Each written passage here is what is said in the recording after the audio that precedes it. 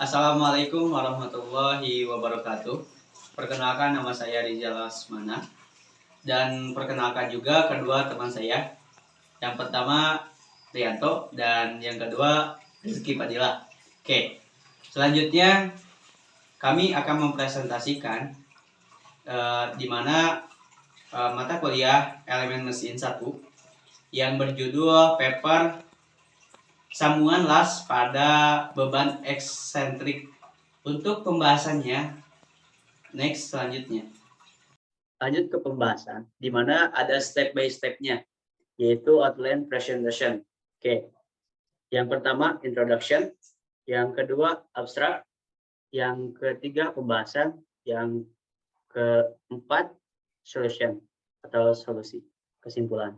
Oke, next, di mana yang pertama itu introduction. Abstrak atau proses pengelasan memperkenalkan heterogenitas atau geometris dan struktur sambungan. Selain itu, juga proses pengelasan yang ditandai dengan kerapatan pengelasan yang tinggi menciptakan zona yang terkena panas. Nah, jadi sangat panas. Sempit, kadang-kadang di bawah 0,2 mm, sehingga sulit untuk menentukan sifat material las. Nah, maka dari itu berbeda dalam eksponen pengerasan regangan dibedakan dengan jelas. Koefisien kekuatan dan eksponen pengerasan regangan di mana ditentukan untuk semua tahap dan zona las. Deskripsi matematis yang sedikit dimodifikasi dari kurva tegangan regangan yang sebenarnya dengan dua tahap pengerasan regangan telah diusulkan memodifikasi model yang diusulkan berdasarkan model Ramberg-Osgood dan Lissing sehingga akan menghasilkan deskripsi yang sangat baik dari hasil eksperimen. Nah, jadi kata kuncinya yaitu sambungan las. Jenis-jenis sambungan las terbagi menjadi beberapa bagian, dan yang terakhir yaitu akan beban eksentriknya. Oke, selanjutnya next slide. Nah, lanjut ke pembahasan di mana sambungan las dengan beban eksentris itu yaitu sambungan las welding join merupakan jenis sambungan tetap sambungan las menghasilkan kekuatan sambungan yang besar. Nah, jadi sambungan las welding ini sangat besar kekuatannya dan sambungan yang sangat tetap. Oke, next selanjutnya.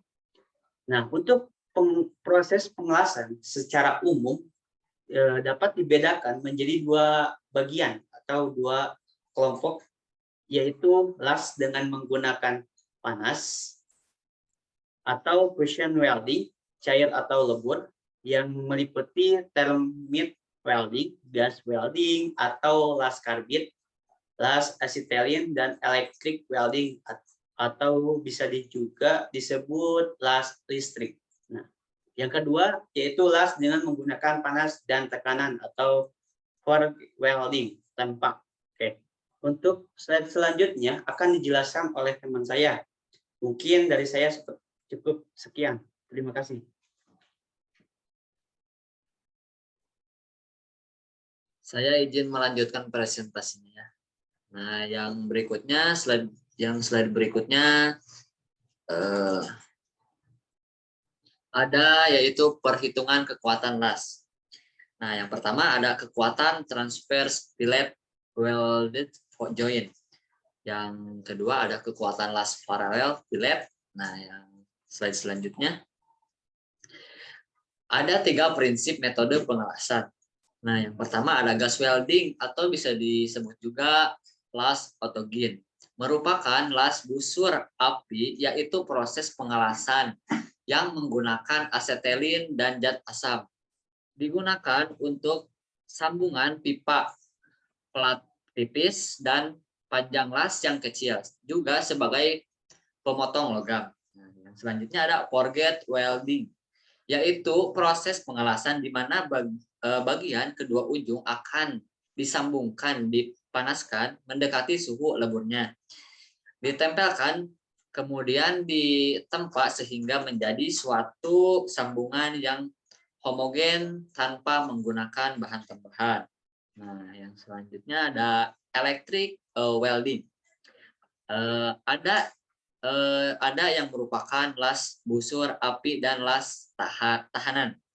Las listrik busur api menggunakan elektroda las sebagai penyulut busur apinya yang sekaligus berfungsi sebagai logam isi. Nah, slide yang berikutnya ada tipe sambungan las.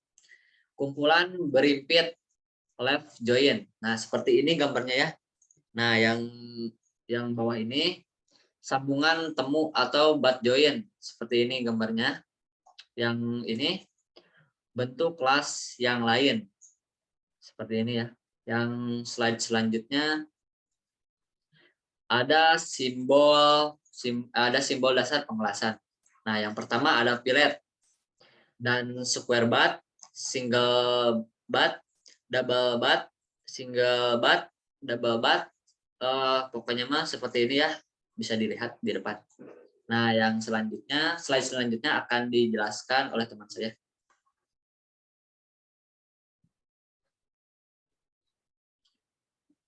Baik, di sini saya akan menyampaikan atau menjelaskan kembali apa yang telah kedua teman saya jelaskan. Selanjutnya yaitu ada kekuatan sambungan las, di mana terdapat juga kekuatan-kekuatan pada sambungan las.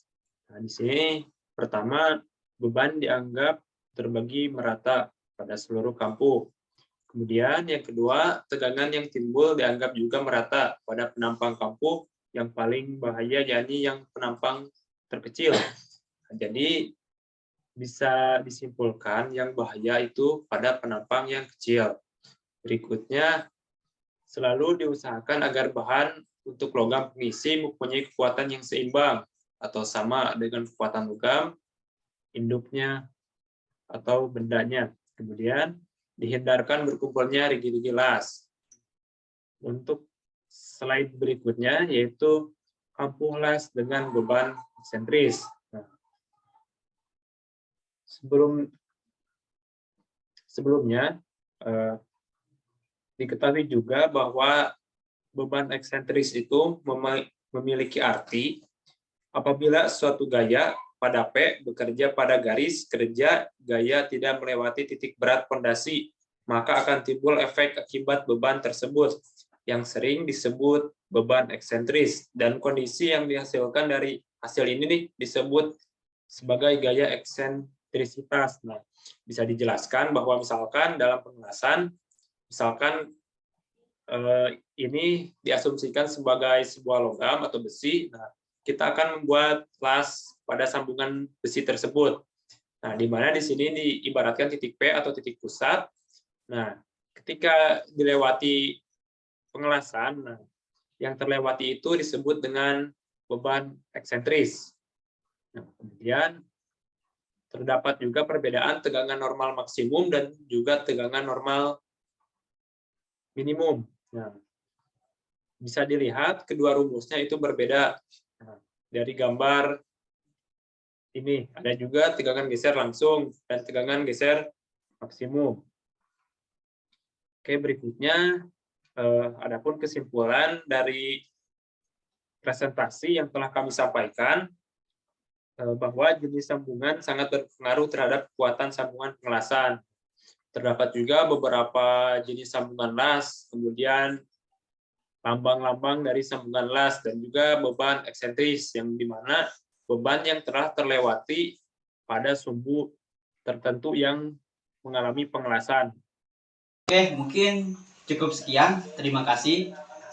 Kurang lebihnya mohon maaf. Mungkin dari kami, saya sendiri Rijal Lesmana dan kedua teman saya Rianto dan Rizky Fadilah pamit undur diri. Wabillahi taufiq wal hidayah. Wassalamualaikum warahmatullahi wabarakatuh.